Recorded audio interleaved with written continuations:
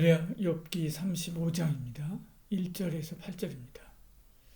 엘리후가 말을 이어 이르되 그대는 이것을 합당하게 여기느냐? 그대는 그대의 의가 하나님께로부터 왔다는 말이냐?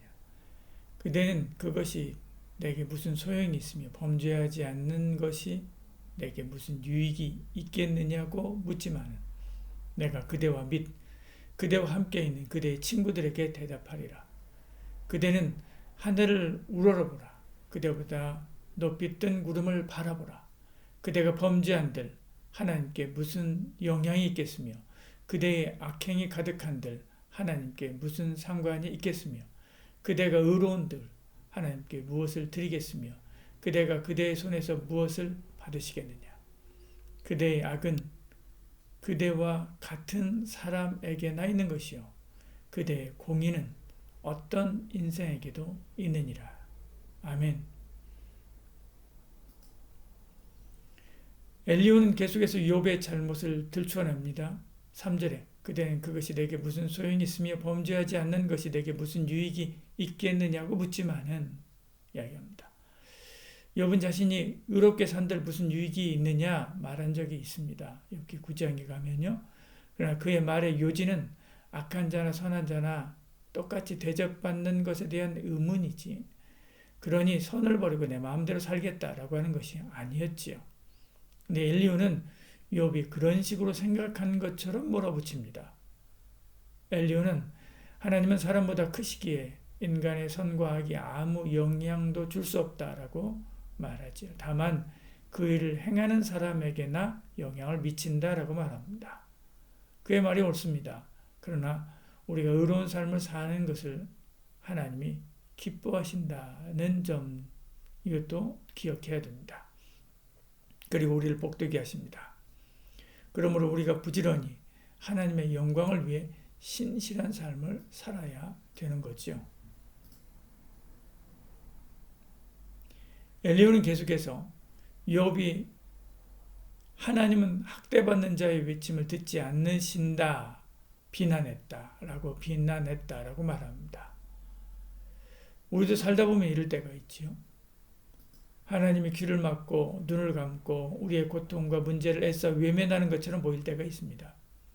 엘리후는 그것이 아니라 그들은 바로 구하지 않기 때문이다 라고 답합니다.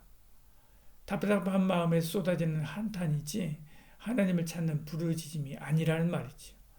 그들은 하나님이 어디 계신지 어떤 생각을 하고 계신지에 관심이 없습니다. 그저 답답한 현실에서 벗어나기 위해 본능처럼 발버둥 칠 뿐이다 라고 말하는 거죠. 10절에 나를 지으신 하나님은 어디 계시느냐고 하며 밤에 노래를 주시는 자가 어디 계시느냐고 말하는 자가 없구나. 또한 하나님께서 고통과 문제를 통해서 교훈하시는 것에도 관심이 없다라고 말합니다. 11절에요. 하나님이 힘들고 어렵고 우울한 삶을 통해서 말씀하실 때가 있는데 그들은 그 소리는 듣지 않는다라고 말하는 것입니다. 하나님의 손이 짧아서도 귀가 먹어서도 아닙니다. 하나님의 관심이 없이 그저 짐승처럼 소리치고 하나님의 뜻에도 관심이 없이 그저 고난의 현장을 벗어나기만 바라는 자들을 돌아보지 않는 것은 어찌 보면 당연한 거죠. 고난 너머에 계시는 하나님을 보시길 바랍니다. 그러면 온전한 회복과 더 큰 은혜로 찾아오시는 주님을 뵐 수 있게 되지요.